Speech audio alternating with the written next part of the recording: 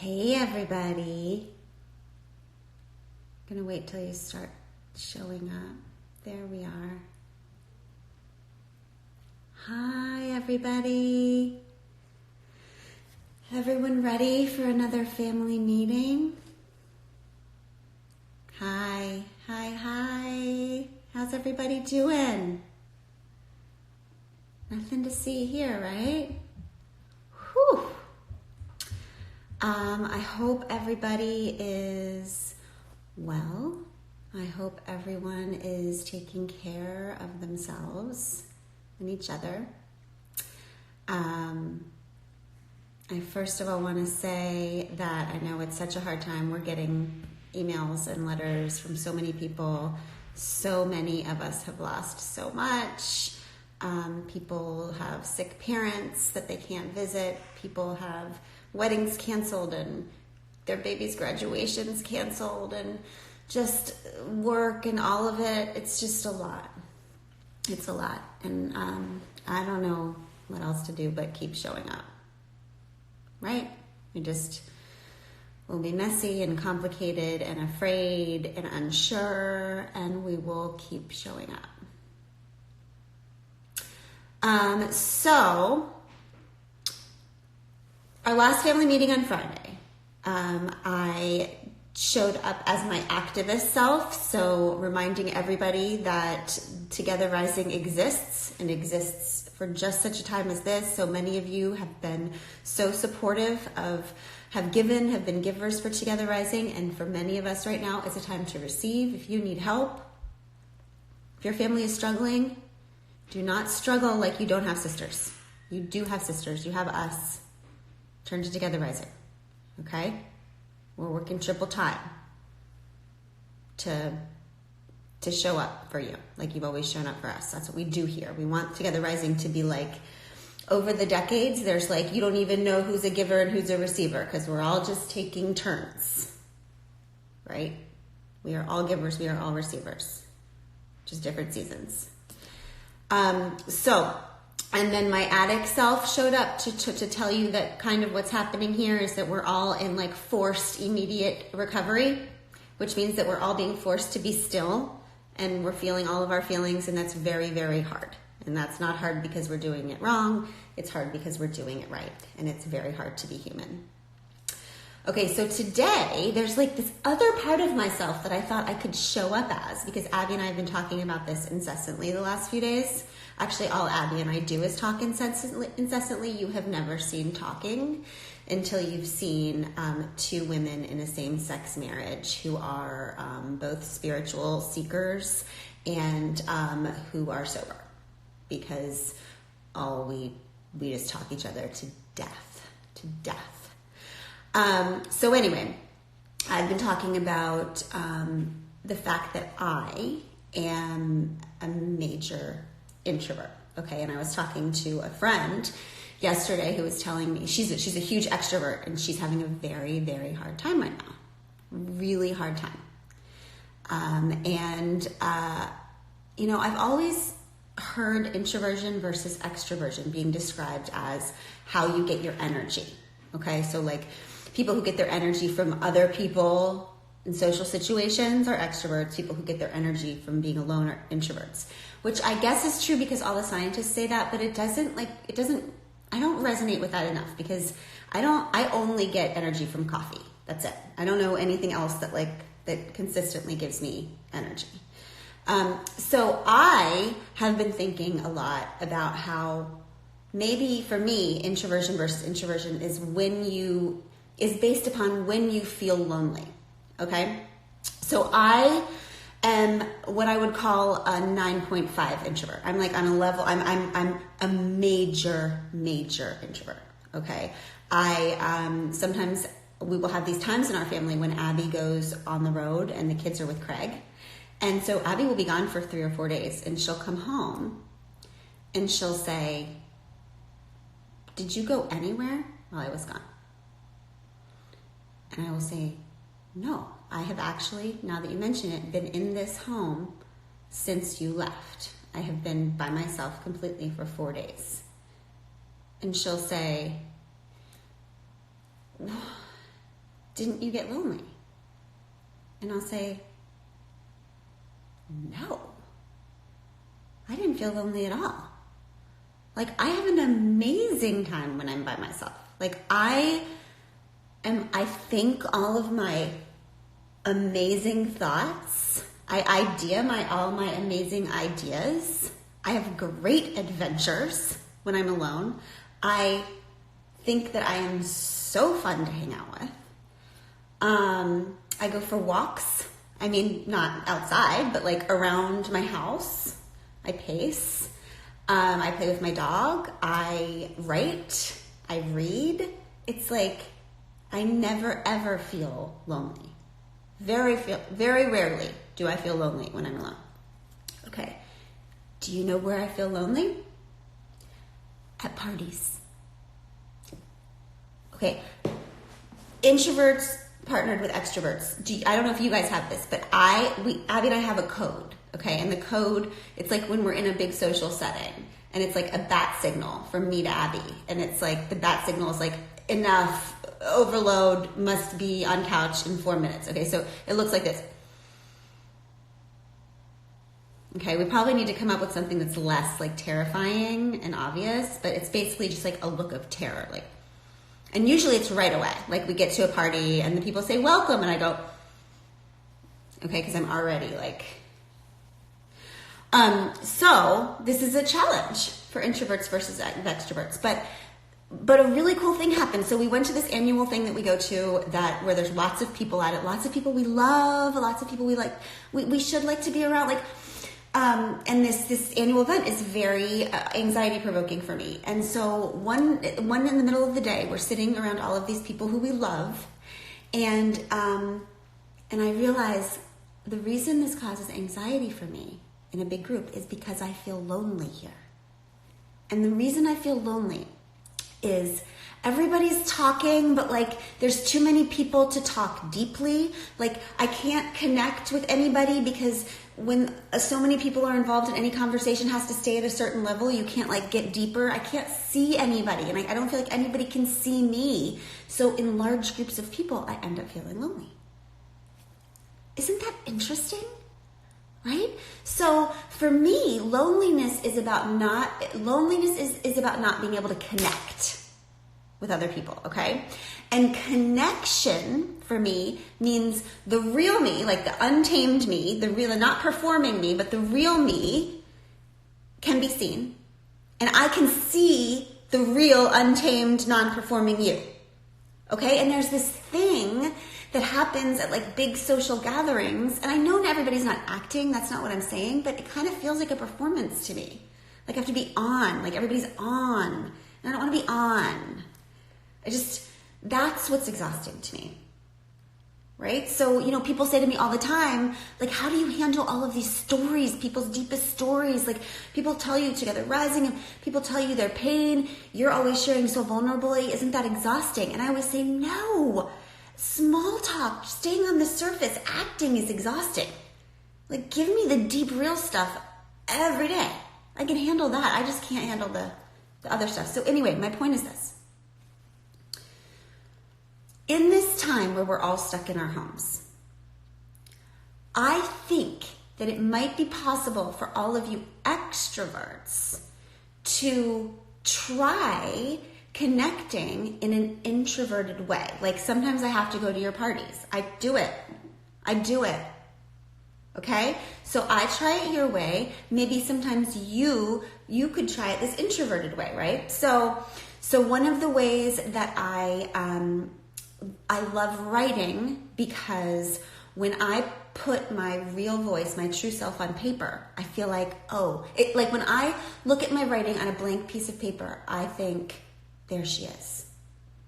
I feel more like I'm looking into a mirror than I do when I'm actually looking in a mirror. I can see myself, right? Connection. True self. When I read a book, I feel like I am connecting with somebody's real, true inner self. Because that's what art is, right? It's like the deep inner self. If you're writing a book from your tamed self, like nobody wants to read it. We want to read the real stuff, okay? So So I actually feel like I can connect to people more sometimes in a book than I can when we're talking to each other. So what often happens with deeply sensitive introverts is that, okay, like for me, I care deeply, deeply about humanity. But like actual humans are tricky for me. Okay? So it's like I would die for you, but not like meet you for coffee. Okay? But that doesn't mean that I don't feel deeply, deeply, deeply connected to people. I just prefer mind-to-mind connection, heart-to-heart connection, spirit-to-spirit connection, as opposed to body, physical connection, right? So we can still, even during quarantine, we can connect soul to soul, mind to mind, body to body. We can do that. For example, I am hearing stories of people who are connecting with people that they love on a level that they haven't in a long time. What if we did that? Well, okay, we can't go meet our people for coffee or whatever you extroverts do, but what if we could reach out to somebody in a letter or in a phone call or in an email and actually tell them something real and true and beautiful about ourselves that we wouldn't tell on a surface level experience? Right? What if we did that? What if we reached into our untamed self? And what if we said the thing to the person that we know we need to say, but we haven't said it? What if we did that? What if we did, we reached out in different, brave, deep ways that we wouldn't do in ordinary times? And what if we did that in a way that made us more connected at the end of this than less connected from each other? What if we just really, really concentrated on ways to connect mind to mind and spirit to spirit and soul to soul, and heart to heart instead of body to body? I don't know. It's possible. I have two friends, Dana and Christy, who I love so much, but I never text back because I'm allergic to texting back. Because I feel controlled by texts, because texts are not the boss of me.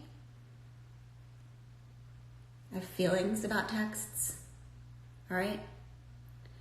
I don't ever text anyone back, but Christy and Dana asked if we would have this, like, I guess Netflix has this situation where you can all watch a show together.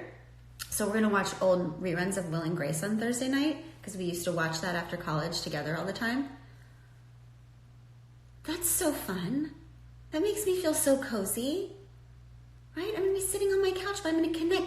Okay, so what we're going to do is we are going to find ways to connect like introverts during this time, okay? We're going to read books. How about we read some books, okay? I know lots of you are reading Untamed. Oh, by the way, I keep getting so many messages from indie bookstores who are suffering so badly. They are on the verge of going out of business, many of these indie bookstores, okay? So I have just signed 2,000 more Untames books. I'm making them available only to indie bookstores. And right now my team is putting together a list of every indie bookstore, maybe on earth, and we're gonna get this all out to you. So please order books from your indie bookstore, okay? Here's a book that I want you guys to read.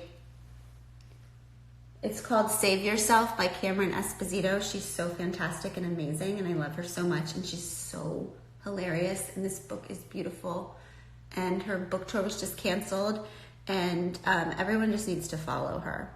Look, she's the funniest person I've ever met. Abby would say the same thing. So good. Okay, so we're gonna read books. We're going to reach out to somebody that we wouldn't normally reach out and say something that we normally wouldn't say to that person. Let me know how it goes. Okay, what else? That's all. I love you so much. We are going to make it through this time together. We are. And we're going to find ways to come out on the other side more human and more connected than we ever have before. Okay? Also, so you guys know, in 1/2 an hour, I'm going to be on the camera, this phone situation with Megan Rapinoe. Have you heard of her?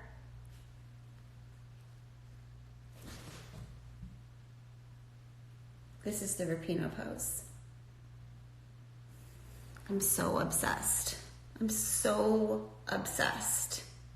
And she, Megan Rapinoe, and Kristen Press, and Tobin Heath, and Megan Klingenberg, who I don't know because I haven't, because she was on the team before me. Before Abby or something. Anyway, they have started this new company called Re-Inc, and they're so fantastic, and I'm going to be over there with Megan on Megan's Instagram talking about imagination and activism and women and all of the good stuff. So if you want to come over and say hi, say hi. Okay, I love you. Oh, also, yes, Tanya. Tanya says, please tell everyone to stay home. People, I know that not everybody can stay home. If you can stay home, your ass better be home right now. Stay home. If you can, do it. People are out there risking their lives. These nurses, these doctors, they are risking their lives. They are working their butts off for us. And the least we can do, if we can, is stay home. That is what we can do for our country and our world. We can show up for each other by not showing up. Why? Why would you not stay home right now if you can? I have one more thing to say. You know I have so many more things to say. To Trump, who, in his racist nonsense use of the insanely offensive term Chinese virus, has put my Asian children and Asian co-parent in more risk. F you. Hi, baby. Abby comes in when she starts hearing me say F you to our president. Come on in, sweetheart. It's fine. Okay. Yeah, everything's fine. Nothing to see here. Anyway, I don't know. I'm just saying, I don't know the talent that man has for making everything racist, even a freaking disease. It's the unbelievable, transparent, obvious play to his base to make nothing seem like his fault and everything be fear-based and everything be them. It's something that we need to not become numb to. We need to be speaking out of it. It is so ridiculous and racist to call this the Chinese virus. I can't just call it out every time. It's racist. It's a lie. It's dangerous to our Asian American sisters and brothers. It's beyond. Okay. All right. Here's Abby. Everything's fine. We can go back to happy now. Isn't she cute? Isn't she the sweetest? Trying Cam's hairdo. I just talked to them about Cameron. Oh, nice. Yeah. Okay, so do you have anything to say? Do you have any words of wisdom during the times of Corona? Do the thing that you least want to do first in your day. Eat that frog, and for me, it's usually working out. I've been running lots of miles. It's a really good way to get outside. I live at least in a warm place, and solitude running, I hear, is okay.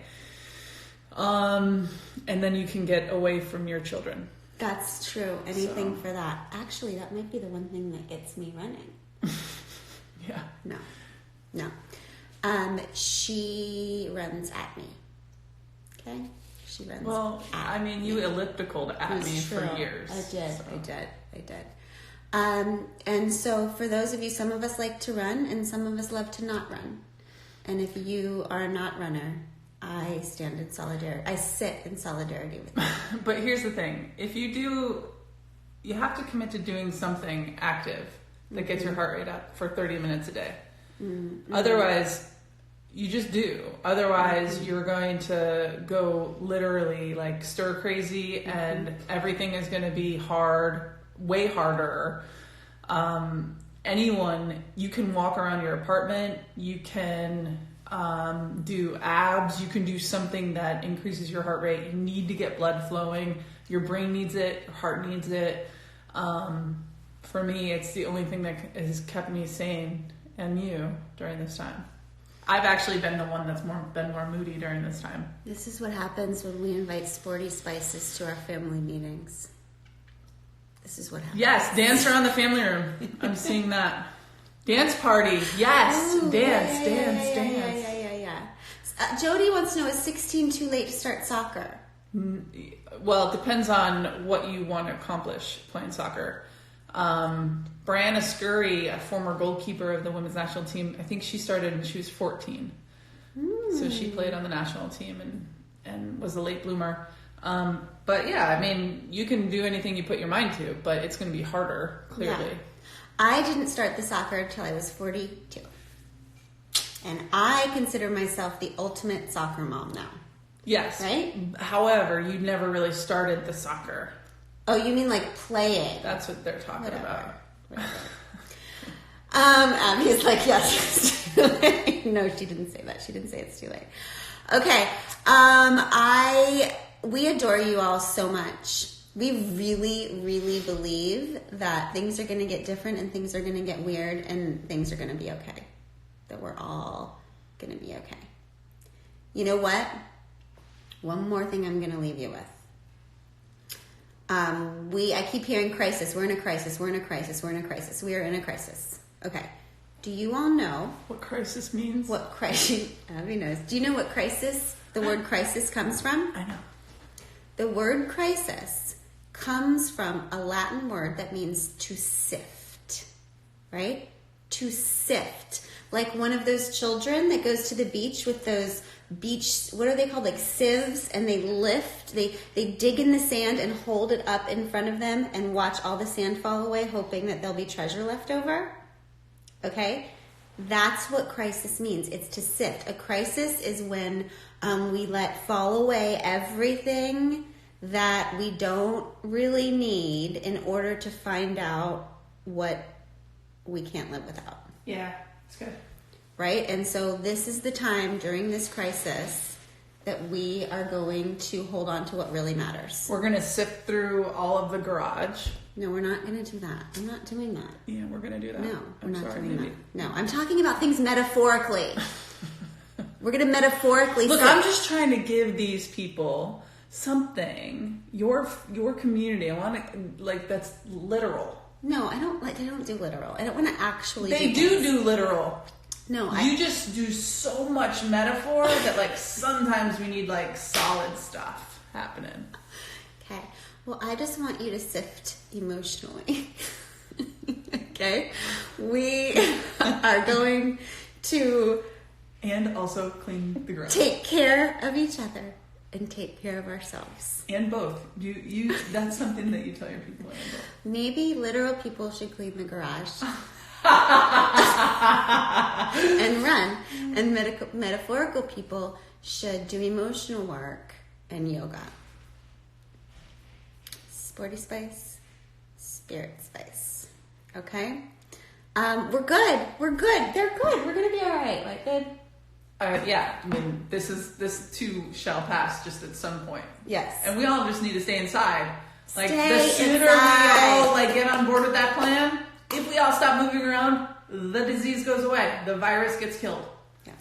And I'm not a doctor, but I know that. Right, and if you can, I know there's so many essential people who are working. We need the essential people. And in honor of the people who can't stay home, we can stay home. Thank God for the people who the doctors and the nurses taking care. And all the people that have to show up for the world right now to keep it from. Yeah. Have you seen the pictures of the medical workers And people are singing to them. Well, they have literal scars on their faces and blood and bruising on their faces from wearing their protective gear. I mean, that's a whole different thing. Grace just said, Glennon, are you still spray tanning? That's hilarious. No, I haven't spray tanned for 1 year. Or gotten Botox or any of those things. Because I'm becoming untamed, bitch! But I still do wear tinted moisturizer because that is medicine. That is not makeup, that is medicine. Okay? It has SPF. It's a medical necessity. What is the label on it? It says medicine. What does the label on it say? It says moisturizer. What else? What does it say? I don't know. Like what company? It's a medical company. Can you even name a medical company? Tylenol. It is not medicine. But you have completely revolutionized yourself, and I'm loving it. And also, by the way, people should wear makeup if they want to wear makeup. If people shouldn't wear... You know my favorite story from... Not my favorite story, just one of them. Is, remember when Alicia Keys stopped wearing makeup, and I thought, oh my God, that is so cool. She said, I'm not wearing makeup anymore. I don't want to cover up my dreams, my ambition, my scars, my anything anymore. I don't want to cover up anything anymore. And I was like, yeah, that's it. And then I was reading this interview with Adam Levine. Who reads interviews with Adam Levine? Apparently I do. Anyway, he was recording some show with Alicia Keys, and he looked in her dressing room, and she was putting on lipstick. And so he was jokingly to her, and he said, he was jokingly to her. He was joking with her, and he said, hey, I thought Alicia doesn't wear makeup. And she turned around, and you know what she said? Cover your kids' ears. Earmuffs. She turned around, she said, I do what the fuck I want.